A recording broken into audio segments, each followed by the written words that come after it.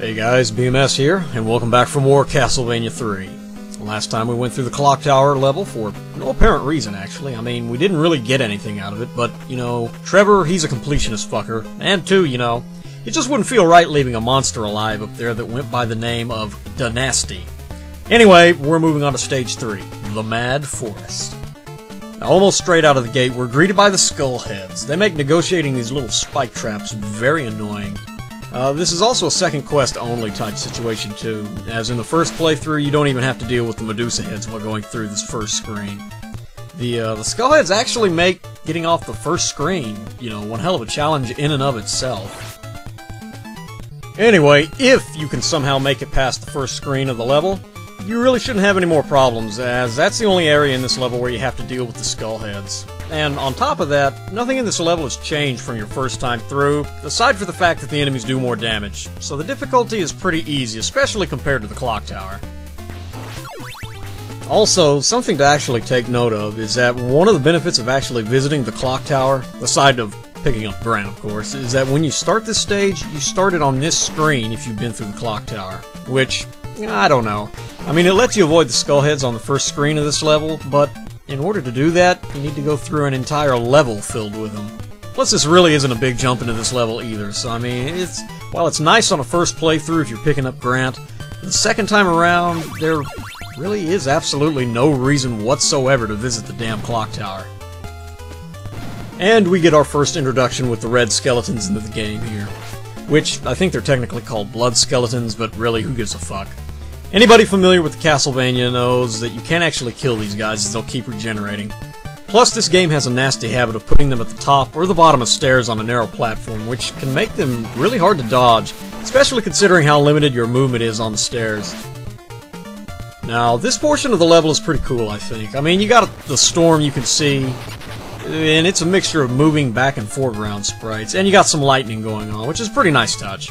You know, I mean, it doesn't look like much now, but back in 1990, this shit was, you know, I mean, extremely atmospheric. Think Super Castlevania 4, you know, except 1990. Anyway, now, where the path selection between this level and the clock tower didn't really count for much, this one does. Most important decision you'll make in this game is right here. Top or bottom, baby. Now, the top path is where you can pick up Sypha, which is another playable character, and is generally regarded as the easier of the two paths. The bottom path is basically the hard route, and you'll have the chance to join up with Alucard. So it's simple. Top easy, bottom hard. Now, I'll be covering both paths, but for the sake of this video, we'll stick with the top route, as it's the legitimate second part of the Mad Forest. Right out of the gate, we're introduced to a couple of new enemies. Those goddamn crows, which are a pain in the ass in this game, by the way. I mean, we're not talking Skullhead difficulty, but close.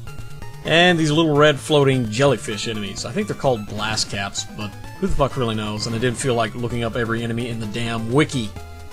And these blast caps aren't really a common enemy in this game, and this is pretty much the most we're going to be seeing of them. I'm not sure why, but with the plethora of enemies this game can throw at you, these guys probably just got lost on some developer's desk somewhere after this stage. Also, another new enemy, these spiders. Basically, they crawl down and throw little spiders in your direction. Not hard, except for the fact that they have a nasty habit of crawling to a spot where you can't kill them, like beneath that ledge there.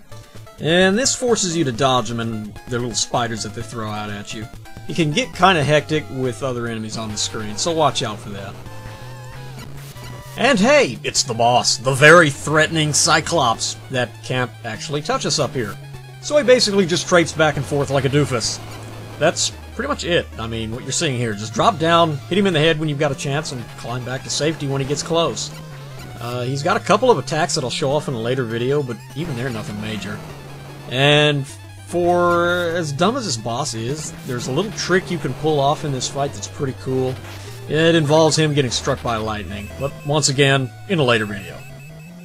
Anywho, once the idiot Cyclops burns, in your first playthrough, lightning strikes the center statue and you can join up with Sypha. But we're not so lucky, which means that's the end of Stage 3.